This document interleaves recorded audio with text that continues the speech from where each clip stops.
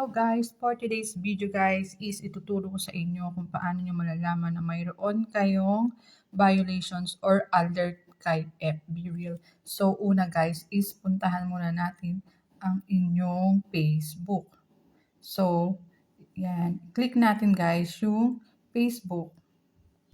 Yan, okay guys. And then makikita nyo guys itong tatlong dot dito sa ibabaw. So, i-click lang natin yan guys para ma-open.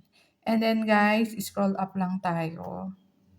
And then makikita nyo itong help and support guys. So, pag nakita nyo guys ang help and support, i-click nyo lang. And then punta tayo dito kay support inbox. Ayan guys. So, pag nakita nyo si support inbox guys, is open natin siya. Pag nakita nyo na siya guys, is open nyo yung your alerts. So, ayan guys. So, pag inopen natin guys ang your alerts, yan. So, as of the moment, wala naman akong violation. So, ito yung mga dati kong violations na hindi ko na siya ma-erase guys. So, yun lang guys. Punta lang kayo sa aking itinuro step by step. So, malalaman nyo kung mayroon kayong alerts o wala. So, yun lang guys. Thank you and for watching.